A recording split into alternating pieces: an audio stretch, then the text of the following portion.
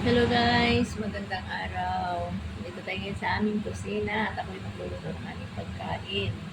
So, ang gagawin ko ngayon ay beef steak. Beef steak. So, bumili kasi yung kaibigan ko nung lumabas siya, bumili siya ng beef steak. So, ako magluluto. So, may ano na tayo dito, may hiniwa na tayo dalawang klaseng onion at saka bell pepper, dalawang klaseng ano din ang garlic na, may buo, may durog. Tapos, wala man tayong kuan, wala kaming tuyo. So, instead of tuyo, ito na lang. Cola ang gagamitin ko, guys. Ay fry. At saka meron na tayo dito black pepper, iodize. At saka itry ko din itong kukuman. Kasi ito lang yung meron tayo dito eh. Wala tayong mga sangkap na ano. Kaya mag-invento tayo ngayon sa ating beef steak. So, ang gagawin ko ngayon, ako mag-ano na ng maghihiwa muna ako, guys. Ha?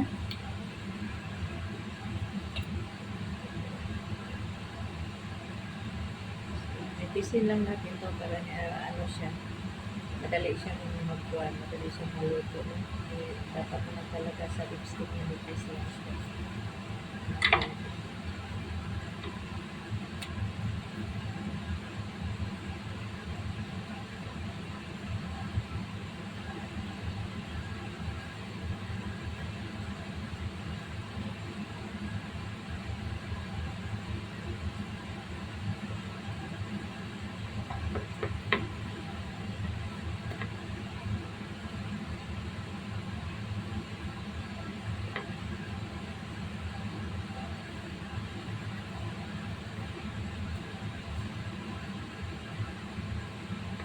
Kung tayo naghiwa dito, nagsalang na din ako ng kanin. Para ito na lang yung ano ko. Patapos na yung kanis ko, kaya ito ang hihiwa na tayo ng ating beef.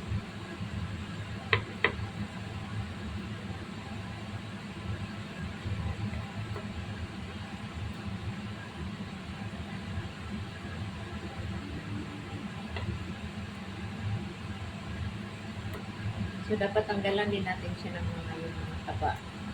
Kasi pangit siya pag salo sa luto, ligas.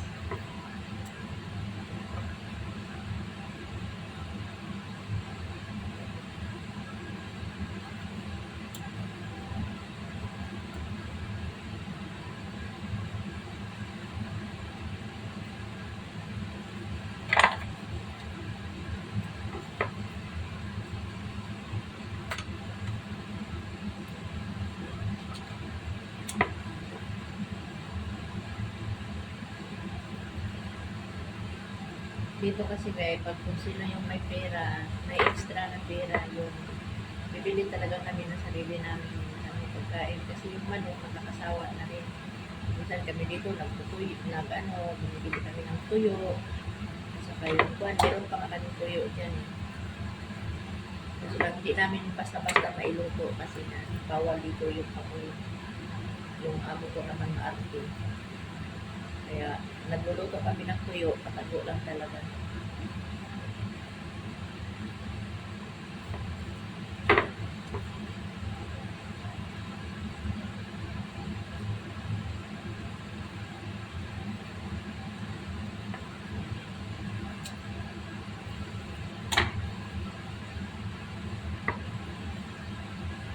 Saka talaga tinatanggal lang to siya ng mga parang lanit-lanit ba. Pero hinugasan ko na to siya, no? Tapos na to siya ng hugas. Hindi man basta maano lang sa hugas yung mga kuwan. Kailangan talaga na gano'n tayo kami kinapurol ng ating kutsilyo.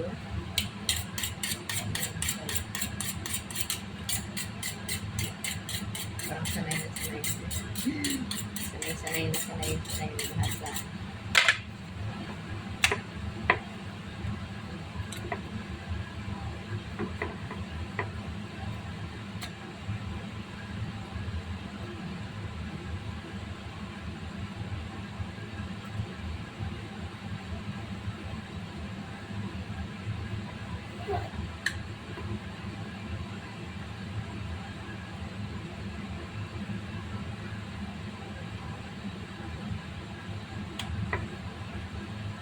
kailangan talaga siyang linisin para maano siya.